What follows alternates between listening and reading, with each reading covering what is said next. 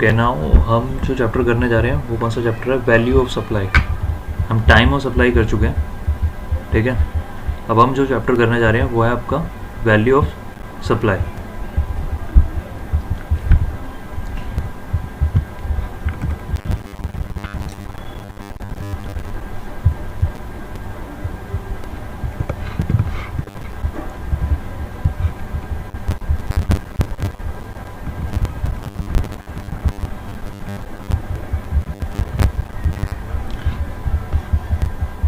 ये है आपका chapter value of supply.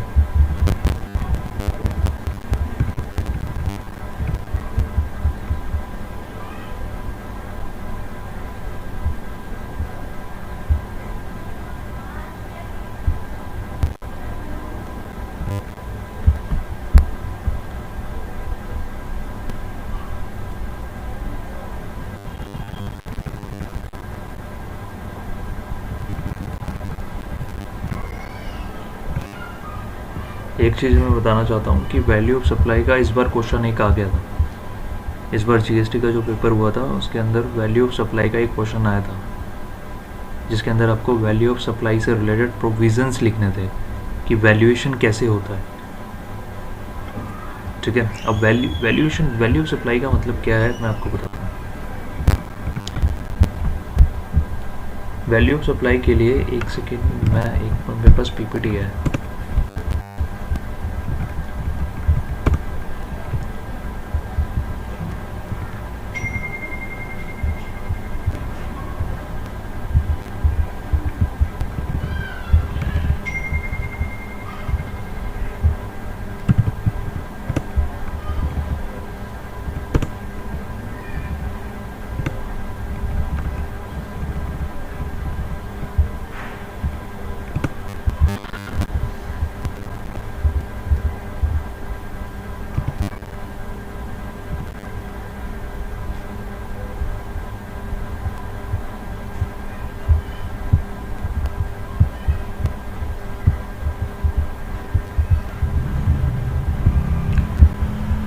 So value of supply के लिए मैं वो चार्ट्स रेफ़र नहीं कर रहा, मैं पीपीटी रेफ़र कर रहा हूँ। चार्ट्स को भी मैं समझा दूंगा, ठीक है।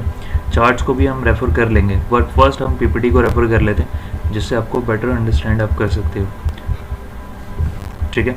ये हमारे पास पीपीटी है वैल्यू ऑफ सप्लाई के लिए।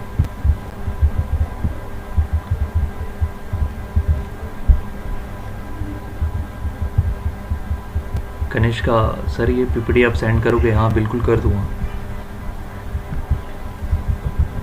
ठीक है। क्लास के बाद मैं शेयर कर दूंगा आपसे ये पीपीटी।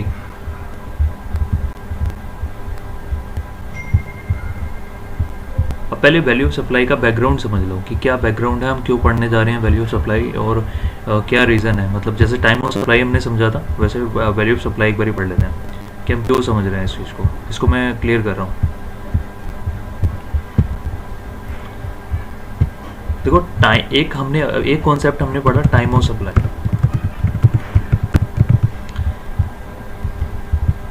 एक चैप्टर तो हमने ये पढ़ा, और अब जो हम चैप्टर करने जा रहे हैं वो है वैल्यू ऑफ सप्लाई। इन दोनों में क्या डिफरेंस है, आपको नाम से क्या पता लग रहा है? अगर आप कॉमन सेंस भी लगाओ तो आपको नेम से ही क्या पता लग रहा है कि क्या कहना चाह रहा है। टाइम ऑफ सप्लाई बात करता है टाइम की, कि वो जो सप्लाई आपने किया, आपने जो भी सप्लाई की उसका टाइम क्या होना चाहिए। टाइम का मतलब ये नहीं है कि 9 बजे, 10 बजे, 10 o'clock, 11 o'clock या 12 o'clock, नहीं। टाइम का मतलब है कि कौन सी डेट, ऐसे कौन सी डेट है जिस टाइम आपने सप्लाई किया, या कौन सा मंथ है कि जिस मंथ आपने सप्लाई किया, क्योंकि उसी मंथ के अकॉर्डिंग अगर वो जो मंथ है, अगर आपका जो time of supply April month होता है तो उसकी जो रिटर्न है वो आपको भी पता है कब जाएगी। जो उसकी रिटर्न जाएगी वो उसके नेक्स्ट मंथ जाती है, ठीक है, 10th of May. Time of supply हमें ये बताता है अगर टाइम ऑफ सप्लाई हमारा अप्रैल मंथ हो जाता है तो हमारी जो रिटर्न है वो उसके नेक्स्ट मंथ जाएगी। वो सेम है कि अगर time of supply October month हो जाता है तो उसकी रिटर्न कब जाएगी? नवंबर मंथ जाएगी। तो टाइम ऑफ सप्लाई का जो भी हमने पूरा चैप्टर पढ़ा उसने हमें यही बताया कि क्या ऐसी कौन सी डेट होनी चाहिए, क्योंकि मैंने आपको एक एग्जांपल दिया था कि कभी कभार डेट्स अलग हो जाती हैं। जैसे मूवमेंट के केस में डेट अलग हो जाती है, तो हमने 2-3 डेटें पढ़ी, हर एक केस के अंदर 2 से 3 डेट थी, ठीक है। गुड्स के केस में भी, सर्विसेज के केस में भी, और उन डेट का जो भी पहले पड़ता है वो हमारा टाइम ऑफ सप्लाई हो जाता है। और उसके मैंने रीजंस भी समझाए कि ऐसा क्या रीज़न है कि अर्लियर क्यों लिया जाता है, ठीक है, या 30 डेज़ का क्या क्राइटेरिया था, है ना। तो ये सारी चीज़ें मैंने आपको समझाई टाइम ऑफ सप्लाई के अंदर। तो टाइम ऑफ सप्लाई पूरा का पूरा जो चैप्टर है वो हमें यही एक्सप्लेन करता है कि क्या टाइम, मतलब कौन सा मंथ है हमारा सप्लाई का। अब वैल्यू ऑफ सप्लाई हमें क्या बताएगा, कॉमन सेंस लगाओ। वैल्यू ऑफ सप्लाई हमें बताएगा वैल्यू, हमने जो सप्लाई की है उसकी वैल्यू क्या है, कितने की सप्लाई की है। अब आप बोलोगे सर इसमें डिफ़िकल्टी क्या है, हमने कितने की सप्लाई की है। ये तो बहुत इजी है ना, कि हमने तो जैसे कि जैसे मैं चेयर्स जो मैं सेल कर रहा हूँ और 1000 रुपीज़ की 1 चेयर सेल कर रहा हूँ, तो ये तो इजी है ना, time of value of supply की। मैं 1000 रुपये की चेयर बेच रहा हूँ, यहाँ पे तो इजी केस है। बट ऐसा नहीं होता, जैसे मैंने बताया था टाइम ऑफ सप्लाई के अंदर भी कुछ केसेस होते हैं, जिसके अंदर कुछ ऐसे केसेस होते हैं जिसके अंदर आप इजीली कैलकुलेट नहीं कर सकते, ठीक है, या फिर जिसके अंदर आप फ्रॉड कर सकते हो। तो इस वजह से ये चैप्टर बनते हैं, इस वजह से ये लॉ बनते हैं कि जिसके अंदर फ्रॉड हो सकते हैं, तो इसलिए प्रोविजंस बनते हैं, है ना। अब ट्रैफिक रूल क्यों आया, ट्रैफिक रूल तभी आया ना जब आपने लॉ तोड़ा। वैसे ही वैल्यू ऑफ सप्लाई भी क्यों आया, क्योंकि गवर्नमेंट को पता है कि अगर वैल्यू के अंदर हेर फेर की जा सकती है, जो सप्लायर हैं वो क्या कर सकते हैं, वो वैल्यू को कम दिखा सकते हैं या फिर जानबूझ के ज़्यादा दिखा सकते हैं। जैसे सेल की उन्होंने 10 लाख की, जानबूझ के दिखा देंगे 5 लाख की। तो ऐसा कर सकते हैं कि नहीं कर सकते। तो वैल्यू ऑफ सप्लाई उन्हीं ऐसे फ्रॉड्स को रोकने के लिए, ऐसे फ्रॉड्स जो होंगे उन्हीं को रोकने के लिए, ठीक है। और लेस देन 1 मिनट बचा है, मैं इसको कंटिन्यू करता हूँ उसके बाद जब तो आप दोबारा ज्वाइन करोगे।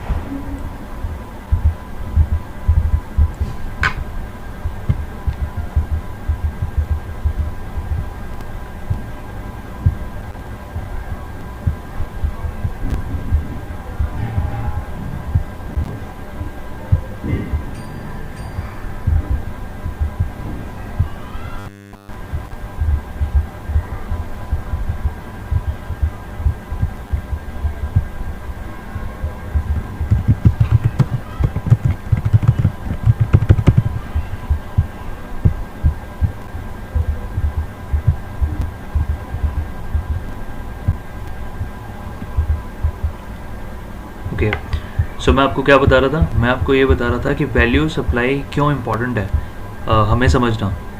क्योंकि जैसे मैंने आपको बोला कि वैल्यू ऑफ सप्लाई, आपने जो भी कुछ सेल किया, जो भी कुछ सप्लाई किया आपने, चाहे वो सर्विसेज सप्लाई कर रहे हो, चाहे वो गुड सप्लाई कर रहे हो, उसकी वैल्यू कैसे आप कैलकुलेट करोगे, ठीक है। जैसे आपने मैंने बोला कि अगर आप, ये वाला केस तो बहुत ईजी है कि अगर मैंने जैसे कोई 10,000 रुपीज़ का या 20,000 रुपीज़ का मोबाइल फ़ोन मैंने सेल किया, तो अगर मैं मोबाइल फ़ोन सेल कर रहा हूँ 10,000 रुपीज़ का, 20,000 रुपीज़ का, तो इसमें वैल्यू ऑफ सप्लाई अगर किसी को पता करनी हो तो पता कर सकते हो ना इजीली कि हाँ 20,000 का मोबाइल फ़ोन सेल किया है तो 20,000 is a value of supply, ठीक है। या चेयर अगर मैंने 2,000 रुपीज़ की सेल की है तो 2,000 is a value of supply.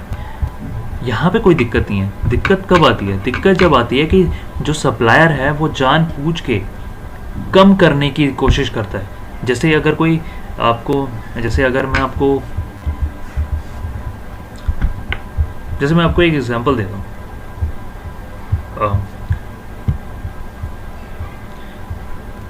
आप सबको जनरली किस चीज़ का आइडिया होगा, मोबाइल फ़ोन्स का। देखो जनरली मोबाइल फ़ोन्स का सबको ही आइडिया होता है ना। मोबाइल फ़ोन्स का सबको आइडिया होता ही है जनरली। या फिर मैं या किसका ले सकता हूँ मैं एग्जांपल, जैसे मोबाइल फ़ोन का ही ले लेता हूँ एग्जांपल। मैं मोबाइल फ़ोन का एग्जांपल लेता हूँ। एक मोबाइल फ़ोन है, ठीक है, मैं उसका ब्रांड नहीं बता रहा।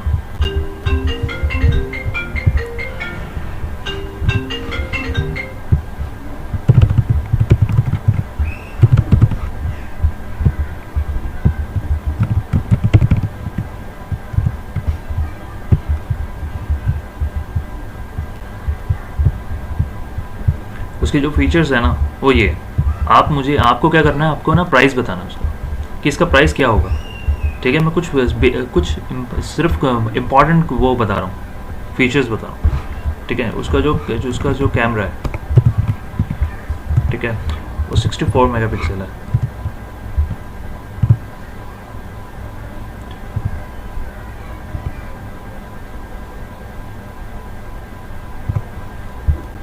ठीक है, जिसका कैमरा है वो 64 मेगापिक्सल है। और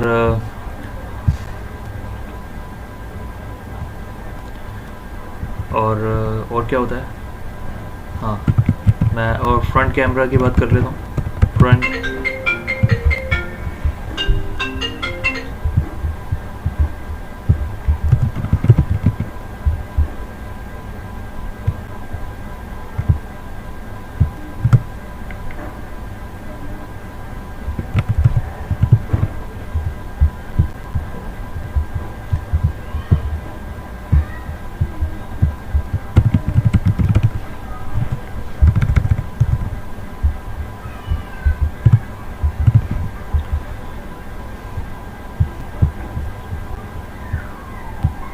ठीक है, कैमरा उसका 64 मेगापिक्सल है, फ्रंट कैमरा से 16 मेगापिक्सल है, बैटरी उसकी 5000 मेगा हर्ट्ज है।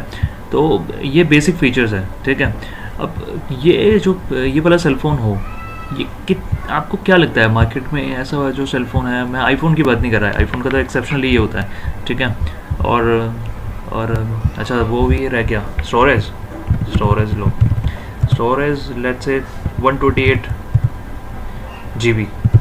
अब मुझे बताओ इसका प्राइस कितना होगा।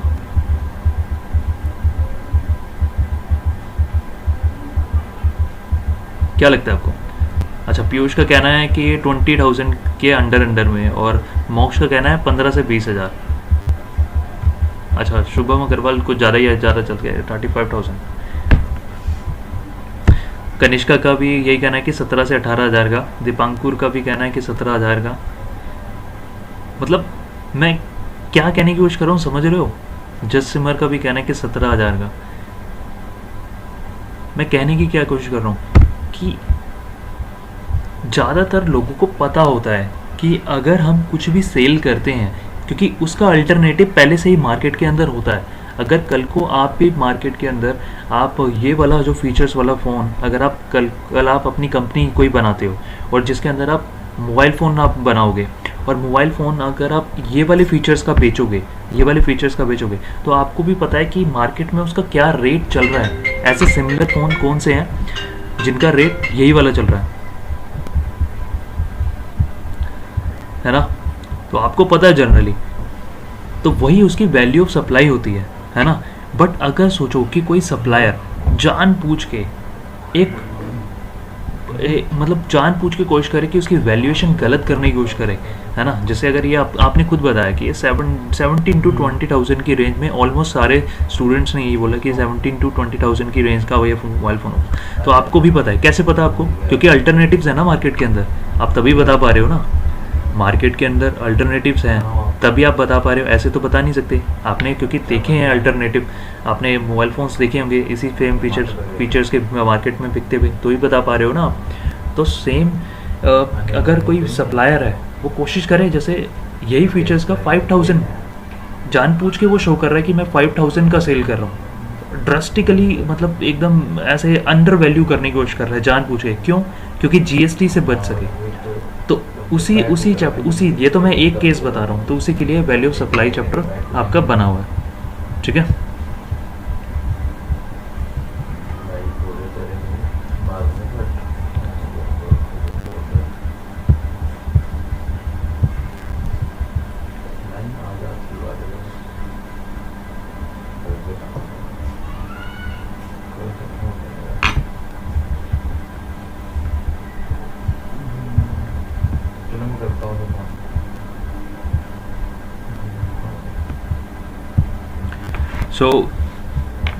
तो ये तो मैंने एक एग्जांपल बताया आपको कि जैसे ऐसे एग्जांपल हो सकते हैं।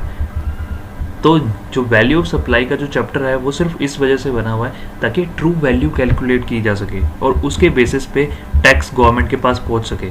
नहीं तो सप्लायर तो कुछ भी दिखा देना, सप्लायर की तो मर्जी है। सप्लायर तो कुछ भी दिखा सकता है, वो कैश में ले लेगा और जानबूझ के दिखा देगा, ये ऑन रिकॉर्ड्स दिखा देगा कि भैया मैंने तो इस मोबाइल फ़ोन को ये 5000 का बेचा है ना। ऐसे कर सकता है ना, कस्टमर को सेल के तो कर देगा कैश में 17,000 का या 20,000 का, लेकिन क्या करेगा, उसको बिल बना देगा जानबूझ के, टैक्स से बचने के लिए बिल बना देगा 5,000 रुपीज़ का। क्या वो गलत कर रहा है कि नहीं कर रहा? गलत कर रहा है ना। तो इसी चीज़ के प्रोविजंस यस वैल्यूएशन के चैप्टर के अंदर दिए। तो हम कैसे कैलकुलेट करेंगे वो एक बार ही समझ लेते हैं इसके लॉ को पढ़ के। तो ये लास्ट क्लास में मैंने ये यूज़ किया हुआ है, तो इसलिए इसको मैं पहले क्लीन कर देता हूँ।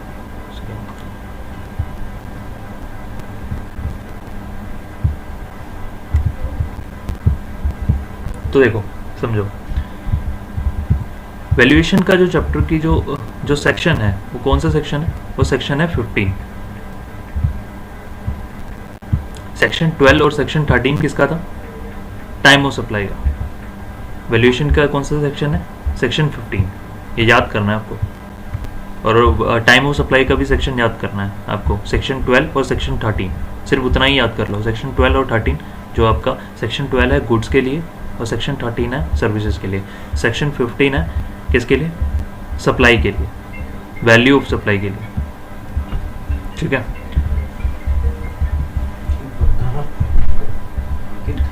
तो अब सेक्शन 15 देखो क्या कहता है। As per section 15 sub section 1 वो ये बोलता है कि वैल्यू ऑफ सप्लाई कैसे कैलकुलेट होती है। वैल्यू ऑफ सप्लाई किसके केस में? गुड्स के केस में हो, चाहे गुड्स के केस में हो, चाहे सर्विसेज के केस में हो, या बोथ के केस में।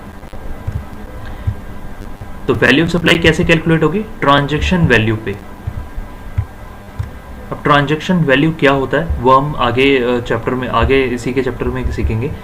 तो जो हमारा टैक्स कैलकुलेट होता है ना, वो ट्रांजैक्शन वैल्यू पे होता है। ठीक है। ट्रांजैक्शन वैल्यू का मतलब क्या होता है?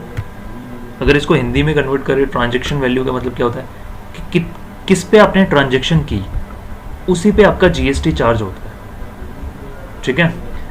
मतलब जो आपका जीएसटी चार्ज होगा वो किस पे चार्ज होता है? वो ट्रांजैक्शन वैल्यू पे होता है कि आपने कितने की ट्रांजैक्शन करी। जैसे इसका सिंपल एग्जांपल अगर मैं दूं, जैसे मैंने अगर चेयर सेल करी, चेयर मैंने सेल करी और चेयर मैंने 2,000 रुपीज़ की सेल करी है, तो ट्रांजैक्शन वैल्यू क्या हो गई? 2,000 हो गई। तो इसके अंदर तो ईजी था कि ट्रांजैक्शन वैल्यू कैलकुलेट कर रहा, 2,000 की ट्रांजैक्शन वैल्यू हो गई। तो इसके ऊपर अब आप जीएसटी एक्स्ट्रा ऐड कर दोगे। ठीक है। तो ट्रांजैक्शन वैल्यू हम जो कैलकुलेट करेंगे उसके दो केसेस हो सकते हैं। एक ये वाला केस हो सकता है और एक दूसरा ये वाला केस हो सकता है। कौन कौन सा केस है? तो एक क्या कह रहा है, फर्स्ट वाला केस क्या कह रहा है? फर्स्ट वाला केस ये कह रहा है जहां पे सप्लायर और recipient are not related person. ठीक है। ट्रांजैक्शन वैल्यू देखो यहाँ पे सेक्शन 15(1) क्या बोल रहा है? सेक्शन 15(1) ये कह रहा है कि हम वैल्यूएशन कैसे करेंगे, सब वैल्यू गुड्स की, सर्विसेज की या फिर बोथ की वैल्यू कैसे करेंगे? ट्रांजैक्शन वैल्यू के हिसाब से कैलकुलेट करेंगे। अब ट्रांजैक्शन वैल्यू कैसे कैलकुलेट होनी चाहिए, उसके दो केसेस हैं। एक, ये दोनों पॉइंट होने चाहिए ट्रांजैक्शन वैल्यू कैलकुलेट करने के लिए। दोनों पॉइंट मैंडेटरी हैं। दोनों पॉइंट क्या है? फर्स्ट, जो सप्लायर और रिसिपिएंट है वो रिलेटेड पर्सन नहीं होना चाहिए। मतलब ट्रांजैक्शन वैल्यू सही से कैलकुलेट कब होगी? जब सप्लायर और रिसिपिएंट दोनों रिलेटेड पर्सन नहीं होंगे। अगर रिलेटेड पर्सन हुए तो यहाँ पे हो सकता है ना, हेयर फेयर हो सकता है ना प्राइस में। जैसे लेट्स से मैं बोल रहा हूँ मेरी इलेक्ट्रॉनिक की शॉप है और आप मेरे पास टेलीविज़न परचेज करने आए, तो अगर हम दोनों रिलेटेड पर्सन नहीं हैं तभी तो ट्रू ट्रांजैक्शन वैल्यू कैलकुलेट होके आएगी। अगर हम रिलेटेड पर्सन हो जाएंगे, जैसे आप मेरे कोई कज़न थे, ठीक है, मेरी इलेक्ट्रॉनिक की शॉप है और आप मेरे कोई कज़न थे या फिर कोई मेरा कोई भी रिलेटिव हो, तो क्या मैं एक्स्ट्रा डिस्काउंट दे दूंगा ना? ऐसा हो सकता है ना कि मैं आपको एक्स्ट्रा डिस्काउंट दे दूंगा। तो क्या ट्रांजैक्शन वैल्यू ट्रू कैलकुलेट हो पाएगी उस केस में? उस केस में अलग प्रोविज़न दिए हैं, तो उसको हम बाद में पढ़ेंगे कि जब सप्लायर और रिसिपिएंट जो है रिलेटेड पर्सन होंगे। यहाँ पे हम कौन सा कर रहे हैं? सबसे पहले हम वो पढ़ रहे हैं कि ऐसा ट्रांजैक्शन वैल्यू उस समय कैलकुलेट करने की कोशिश कर रहे हैं जब सप्लायर और रिसिपिएंट रिलेटेड पर्सन ना हो। ठीक है, यानी नॉर्मल केस कि आप जब भी कहीं भी परचेज करने जाते हो, ज़्यादातर आपको आपका कोई रिलेटेड पर्सन थोड़ी मिलता है। आपको क्या होता है, आपको नॉट आप रिलेटेड नहीं होते एक दूसरे के।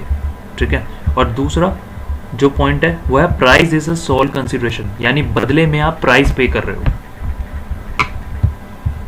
ठीक है, इन शॉर्ट मैंने क्या समझाया आपको, इन शॉर्ट मैंने यही समझाया आपको इस पूरे अब तक ये फर्स्ट स्लाइड में सिर्फ यही समझाया। अगर इन शॉर्ट में समझाऊँ फर्स्ट स्लाइड पे, तो सिर्फ ये कहने की कोशिश कर रहा है कि वैल्यू कैसे कैलकुलेट करोगे आप। वैल्यू कैलकुलेट करोगे ट्रांजैक्शन वैल्यू के बेसिस पे।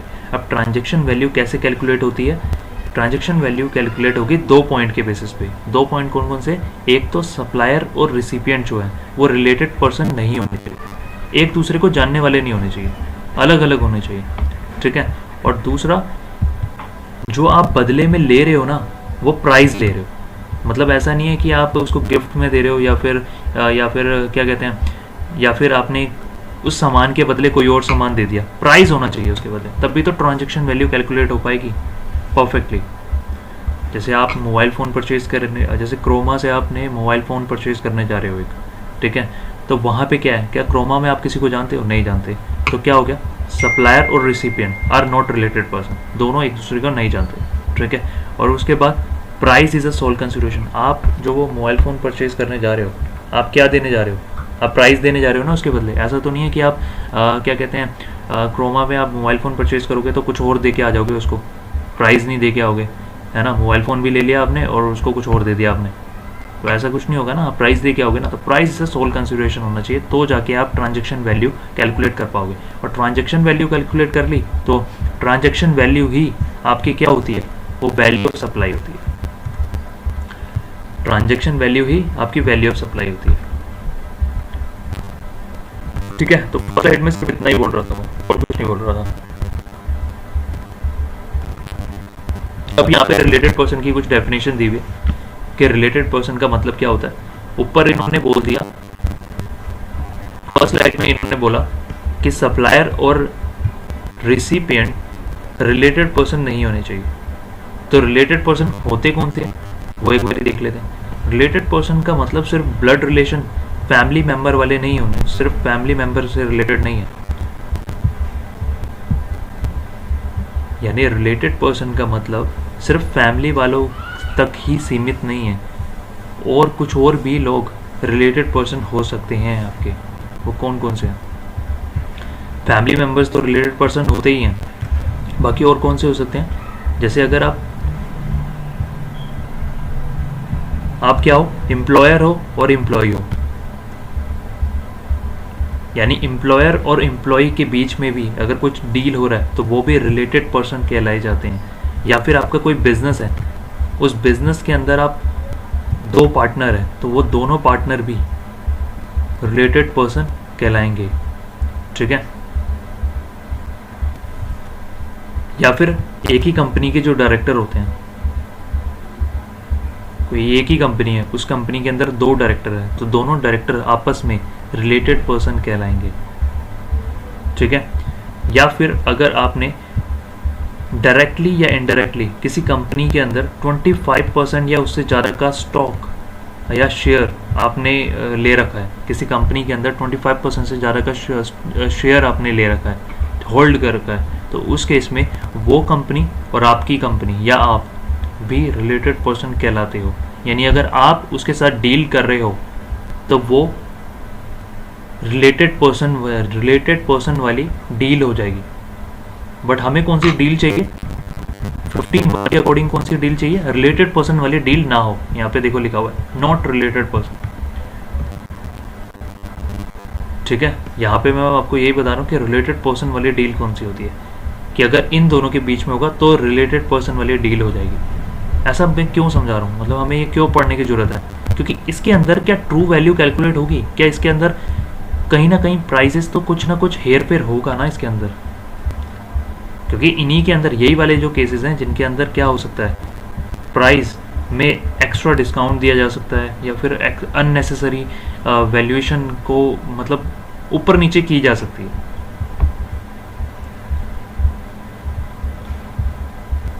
या कोई ऐसा भी है, मतलब वन ऑफ देम, यानी इनमें से कोई भी जो है जो एक दूसरे को कंट्रोल कर सकता है, ऊपर में से जो भी दिए हुए हैं उनमें से कोई कंट्रोल कर सकता है। तो ये ज़्यादातर आप जो केसेस देख रहे होंगे ये वही वाले केसेस हैं जो रिलेटेड पर्सन के अंदर आते हैं। जो मतलब रिलेटेड पर्सन के अंदर सिर्फ फैमिली ही नहीं आ जाती, रिलेटेड पर्सन के अंदर ये भी आ जाता है कि अगर कोई एक पर्सन दूसरे पर्सन के डिसीजन को चेंज कर सकता है, मतलब उसको इन्फ्लुएंस कर सकता है। जैसे दो पार्टनर है, एक ही बिजनेस के अंदर दो पार्टनर है, तो अगर एक पार्टनर कुछ कह रहा होगा और दूसरा पार्टनर उसको नहीं मान रहा होगा, तो क्या वो उसको इन्फ्लुएंस कर सकता है कि नहीं कर सकता है? वो कह सकता है ना, मतलब उसके पास पावर है, वो कह सकता है कि नहीं नहीं यार हम इसके साथ नहीं बिजनेस करेंगे, या फिर इसके साथ ही बिजनेस करेंगे, कह सकता है ना।